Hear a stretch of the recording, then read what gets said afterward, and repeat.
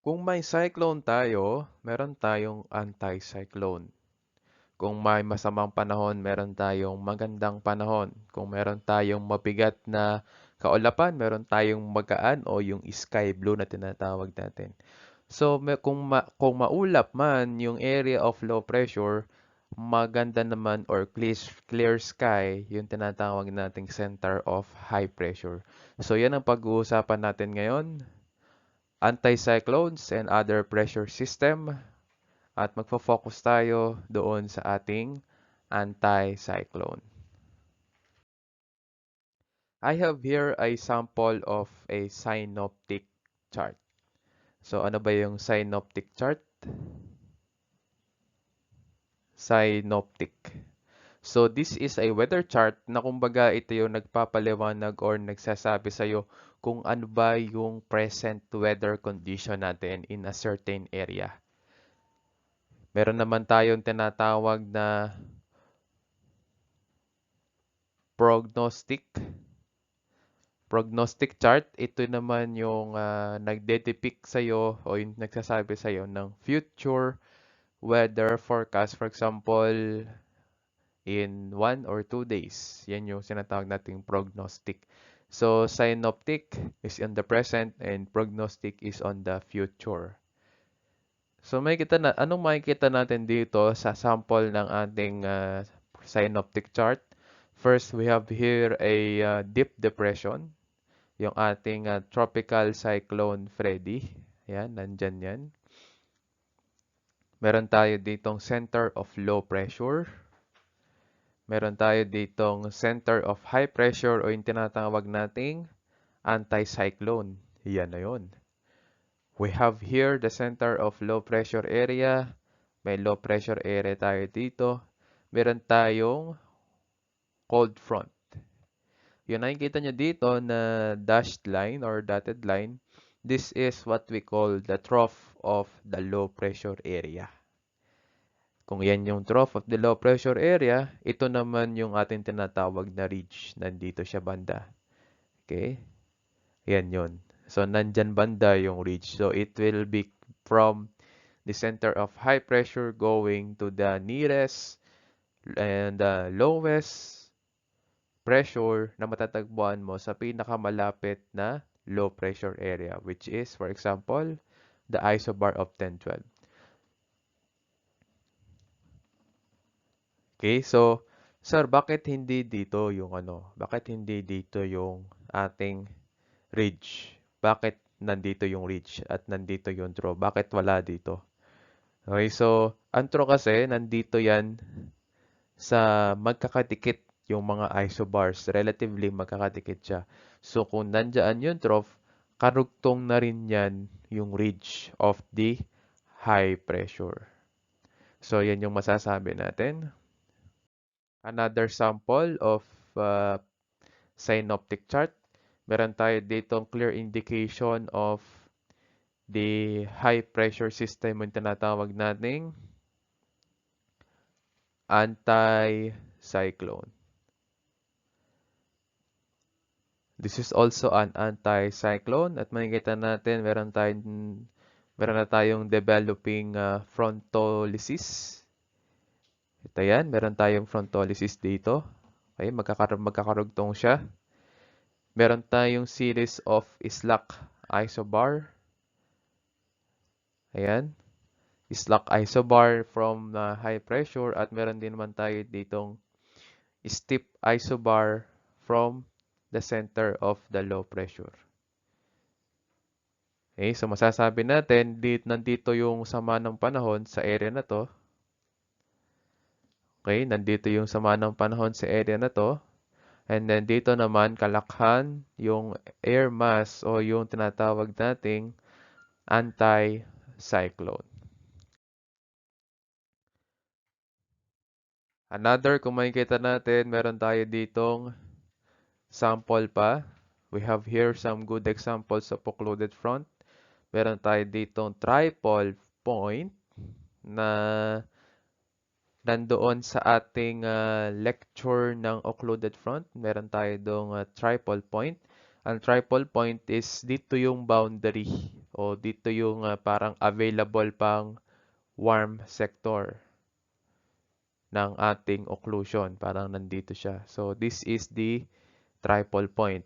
And then, syempre, ito yung ating center of low pressure area sa occluded front here. Kung nandito yung cold front, nandito yung cold air. Kung nandito yung warm front, meron tayo ditong warm air. This is the anticyclone. We have some examples of isobars and occluded front. Meron na tayo ditong ongoing frontolysis of in the center of the low pressure area. Another sample of cold front. Another example of occluded front here and another anticyclone. Kasama yan. Okay? Pero ano ba yung cyclone? So, parang balik-aral tayo or review tayo. So, a cyclone is characterized by rapid inward circulation of air masses. Parang nakikita nyo sa picture. This is a satellite view. And it is accompanied by stormy or destructive weather. Nakikita nyo yung galaw ng kaulapan. And it's having a, yung pag-ikot niya, counterclockwise in the northern hemisphere. Makita natin counterclockwise siya.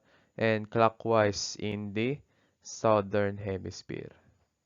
So that is a cyclone. So ano naman yung anticyclone o kabaliktaran ng cyclone?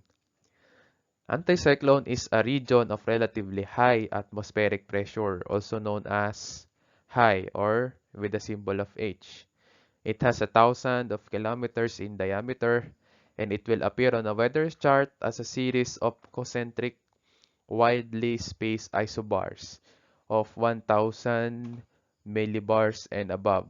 So ito yan. So pataas siya ng 1,000 millibars. Kung makikita natin, we have here 1028, 1024, 1020, 1016. It has a clockwise rotation of the wind in the northern hemisphere and anti-clockwise in the southern hemisphere. Anticyclones may be either warm or cold.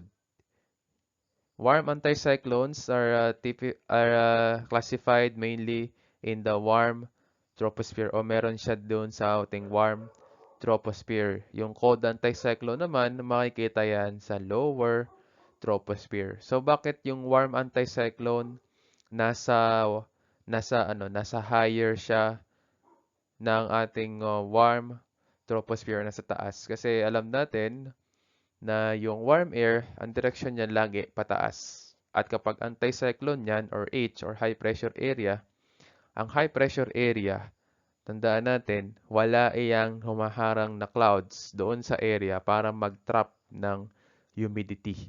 So, walang ibang pupuntahan yan kundi pataas. Doon naman sa ating cold anticyclone, nandiyan yan sa lower troposphere o yung tinatawag nating sometimes yan yung nagge-generate ng some parts or nagkakaroon yan minsan ng clouds. For example, clouds na cumulus pero wala naman tayong inaasahang precipitation. This anticyclone exists in the temperate zones during winter months and then slow-moving or stationary warm anticyclones persist over large landmass.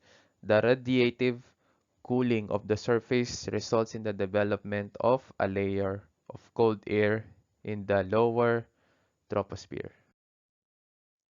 Ano yung mga weather natin sa tinatawag nating warm anticyclone? So kung naalala natin, doon sa ating lecture on the air masses, meron tayo doong polar and tropical. So itong warm anticyclone, makikita natin yan sa tropical air mass. So in tropical air mass natin, we have the tropical continental or tropical maritime. In an anticyclone, the environmental lapse rate of the lower troposphere is variable. It is affected by the diurnal variation of the surface temperature o yung pagbabago ng temperature ng land surface. And these variations are most significant over the land and may play an important part in determining the anticyclonic weather conditions. In summer months, a warm anticyclone over land results in a high air temperatures during the day. Yun ang mga cloud development niya. Sa ating warm anticyclone, we may expect some fair weather cumulus and extent being limited by the upper level of inversion. Pag sinabi nating upper level inversion of fair weather cumulus, it will be a towering cumulus. Ano, so pataas yung level niya kumpara mo doon sa ating normal na cumulus. It will be a towering cumulus. Kasi gawa yan ng tumataas na warm air. Sa pagtaas ng warm air, madadala niya yung moisture na nanggagaling or moisture na daladala ng ating cumulus clouds. Visibility on land may well be reduced as a result of haze. In coastal areas, meron kakaroon naman ng sea breeze.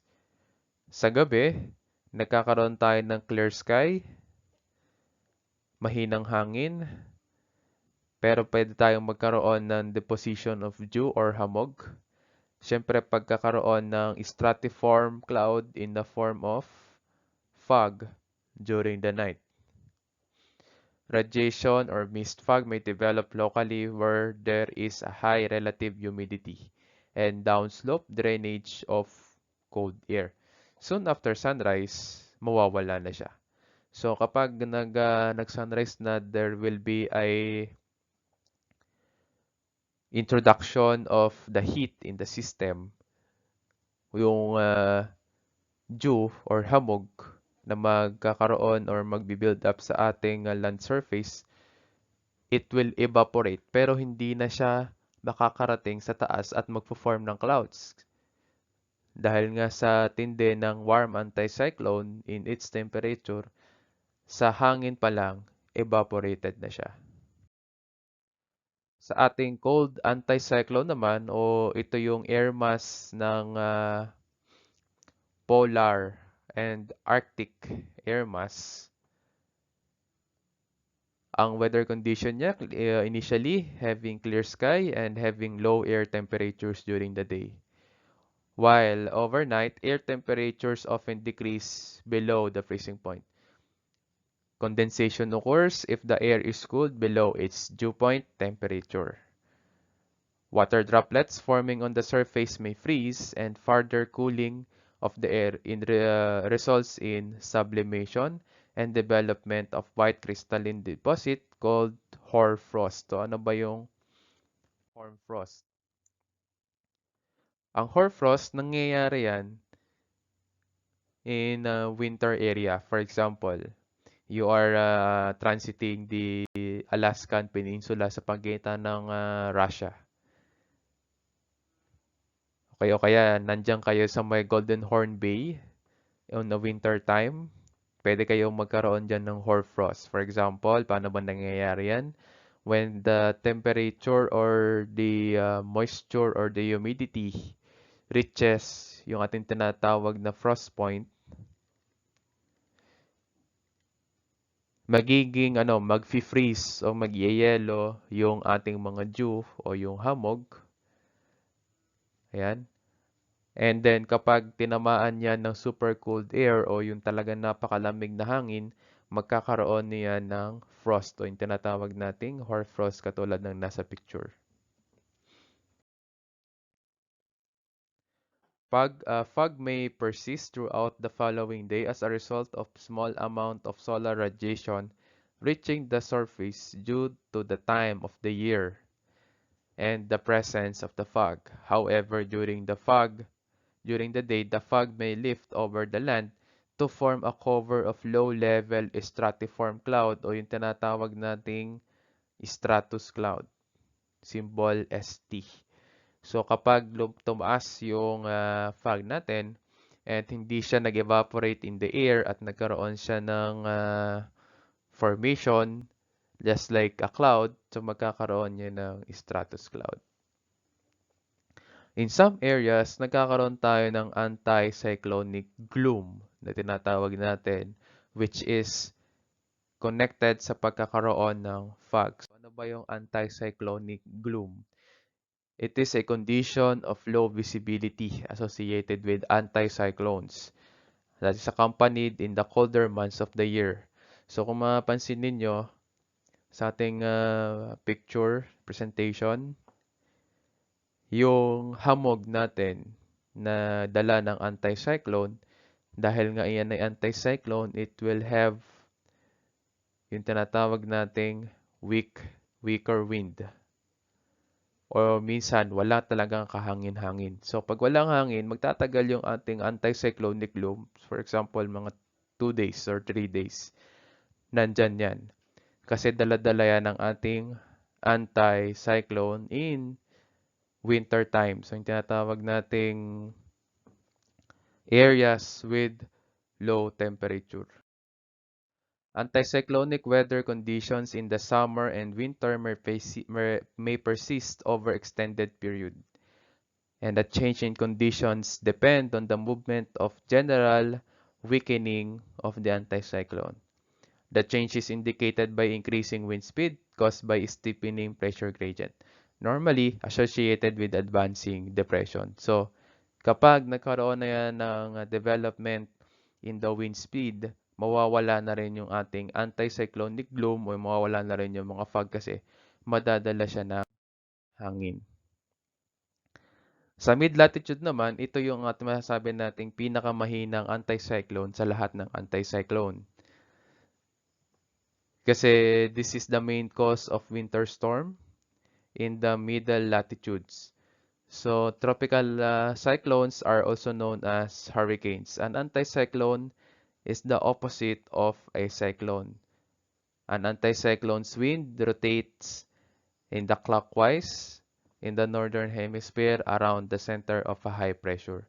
So, bakit nagkakaroon ng winter storm yung mid-latitude anticyclone? So, sa mid-latitude kasi, ito yung kalagitnaan ng warm air or warm anticyclone at cold anticyclone. So, siya yung nasa gitna.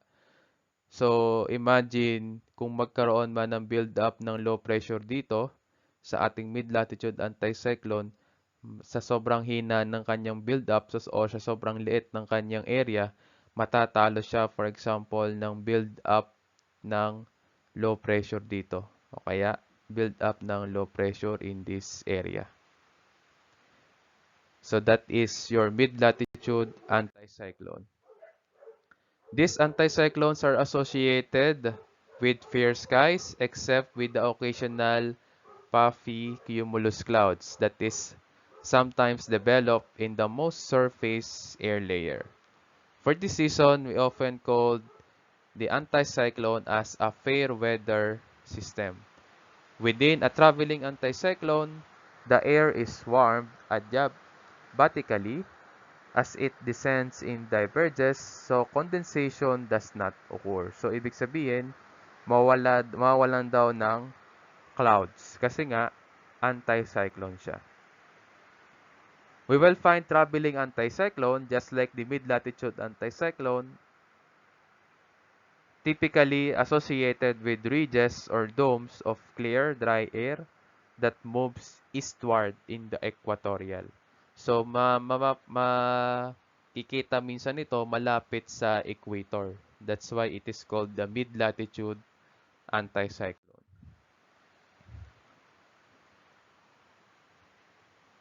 Adiabatic heating occurs in the Earth atmosphere when the air mass descends. O kapag tumaas yung air mass, magkakaroon tayo ng adiabatic heating. When a parcel of air descends, the pressure on the parcel increases. Yung sinasabi nating parcel dito is the air mass itself. Subsiding air hits the atmosphere by adiabatic compression, producing an intense subsidence inversion within the first 2 km of the atmosphere. This inversion is characterized by extremely warm layer in the atmosphere. It is formed by stable lid that creates air pollution just like smog. So, pwede rin itong magdala ng anticyclonic gloom in a form of smog in the area. Another type of anticyclone is the summer anticyclone, wherein the pressure is high and increasing over 1,000 millibars. The temperature is very warm, syempre, summer yan. And this will bring the hot and sunny days of heat wave condition. So kaya nagkakaroon ng heat wave, dala-dala yan ng summer anticyclone. Cloud covering naman, magkakaroon tayo ng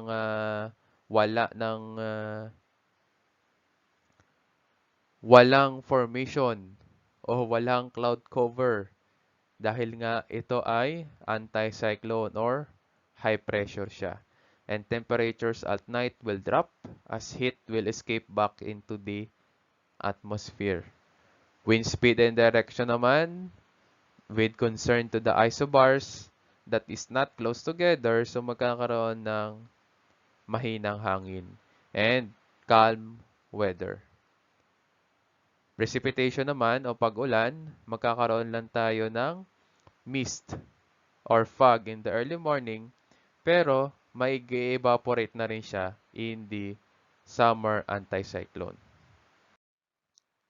Another anticyclone is the winter anticyclone, wherein same pressure of over 1,000 millibar.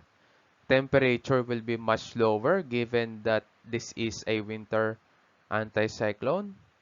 The sun is low in the sky, so there will be less heating in the air. Cloud cover naman,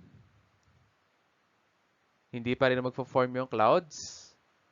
And temperature at night will drop very quickly as the heat will escape back into the atmosphere.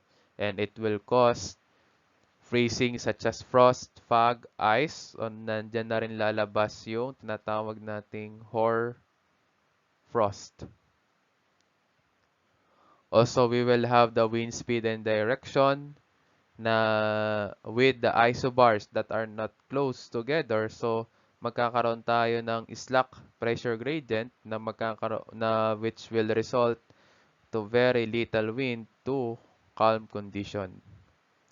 Precipitation, there will be the same from the summer anticyclone having the mist and fog early in the morning. But due to temperature inversion na pagbabago ng temperature na sobrang baba, near ground level will cause heavy fog and frosty condition. So dito pa rin lalabas yung hoarfrost. That is all about the anticyclone. From pinag-usapan natin all about this pressure system to depression, air mass, fronts, cyclone. So ito na rin yung anticyclone. Again, this is your instructor for this course, Meteorology and Oceanography 1, Sir Melvin. Thank you.